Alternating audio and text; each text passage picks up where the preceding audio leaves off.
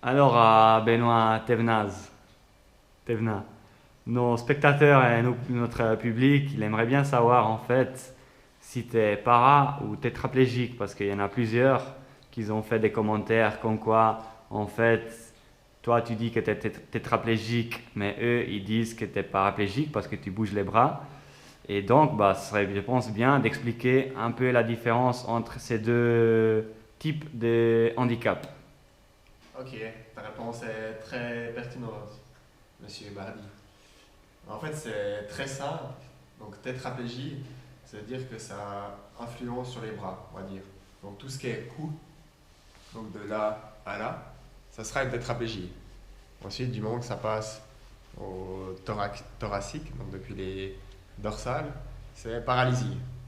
Mais on peut avoir différents styles de paralysie, c'est-à-dire que plus on est touché haut, c'est-à-dire que plus on se casse une vertèbre avec la moelle épinière en haut, plus ça va être délicat et moins on va bouger.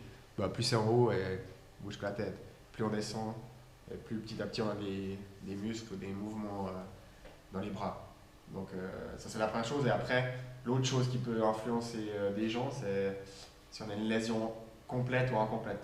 C'est-à-dire que complète, c'est-à-dire qu'il n'y a aucune fonction qui bouge depuis la lésion. Donc moi je suis C5, C6. C'est-à-dire qu'après à peu près depuis ici jusqu'en bas, je bouge les jambes volontairement, sensibilité, je ressens pas grand-chose. Et si c'est incomplet, justement, bah, il y a des gens qui peuvent bouger partiellement une jambe, partiellement une abdos. C'est pour ça que quelqu'un il peut être tétraplégique incomplet, mais il peut être en meilleure forme qu'un paralysé complet, dans le sens où il bouge un peu tous les muscles, un petit peu, il a à faire des mouvements. Mais par contre, il reste tétraplégique parce qu'il a une lésion cervicale. C'est ça la différence. Donc, toi, tu as dit tu es C5, C6 alors, et ça veut dire que les muscles que tu as dans le bras, ils te permettent de faire quoi comme mouvement?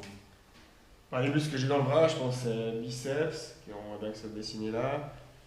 Après, bah, j'ai justement pas les muscles des doigts, donc on voit là, à l'intérieur là. Ça, c'est les muscles qui font pour les doigts là, et là, il y a le vide. Donc, j'arrive pas à ouvrir les doigts, à fermer les doigts. Après, j'ai le muscle du poignet qui pivote. Et biceps, épaules qui. Après, j'ai pas le triceps. De ce côté-là, si je lève le bras, j'arrive pas. Contre à gauche, je l'ai, parce que j'ai fait une opération à la ville, j'ai fait une greffe d'un muscle. Typiquement, celui-là, je l'ai. Celui-là, je l'ai pas. Ok. Ouais. Et ça, c'est pour les mouvements. Par contre, au niveau de la sensibilité, de tout ce qui est, je sais pas, la toucher ou bien chaleur, comme ça, tu ressens quelque chose ou pas? Non, bah justement, tout ce qui est chaud-froid, depuis ici, on dirait, je ressens pas grand-chose. Après, j'ai des sensations indirectes par d'autres sens, mais c'est compliqué d'expliquer comme ça. Ok. Donc, si quelqu'un il te tape sur les jambes, toi, tu ressens pas.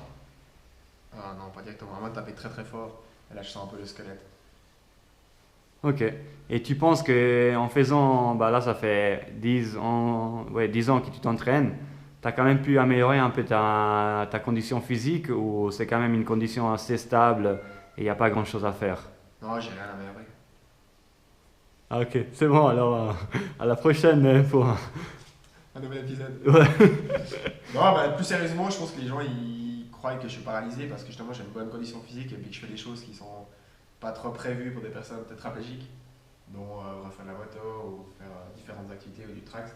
Grâce justement à l'entraînement que je fais depuis 11 ans. Il faut savoir qu'au début j'étais vraiment, comme toutes les personnes tétraplégiques, surtout au début, quand je me mettais en avant, je tombais en avant.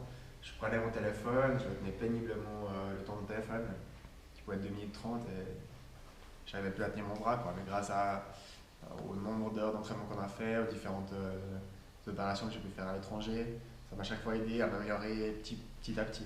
Donc, ce qui fait qu'aujourd'hui, j'arrive vraiment être, je pense, un tétraplégique plus, parce que j'ai une bonne condition physique et une bonne musculature grâce à la stimulation électrique, les exercices qu'on a pu faire. J'ai un corps qui est en bonne condition physique.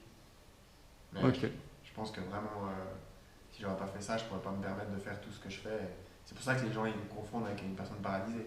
Parce que je fais Donc, si on veut résumer, la plus grande différence entre un tétraplégique et un paraplégique, c'est que... Question difficile. Question piège, hein.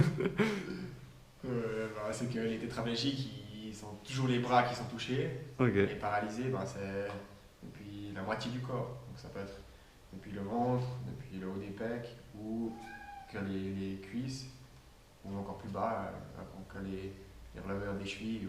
En fait, plus on est bas et plus on repousse les problèmes plus loin. Plus on est haut, et plus on est touché.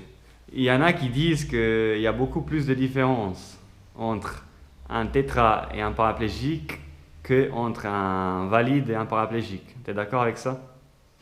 Entre un valide et un paraplégique.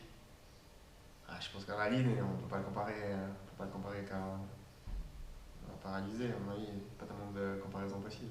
C'est ça qu'un tétra, un para, il y a beaucoup de différences parce qu'ils ont leurs doigts, leurs mains et ils peuvent faire beaucoup d'activités. Mais après, on a les deux quand même paralysés. Quand on est paralysé ou tétraplégique, on a beaucoup de problèmes qui sont similaires. C'est vrai qu'après, il peut faire plus de choses et surtout plus de choses rapidement.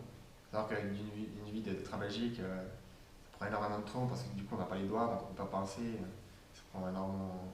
Ouais, tout prend beaucoup d'énergie. Vous pouvez prendre un exemple, vous essayez de vous attacher les mains comme ça pendant une journée et voir ce que ça donne. Vous allez voir, vous allez vite prendre beaucoup plus de temps pour faire ce qu'il y a à faire. Ok. Bah, merci pour ces petits interviews. À la prochaine. J'espère que vous avez compris nos discussions. On va essayer d'avoir des termes clairs. Merci à toi aussi.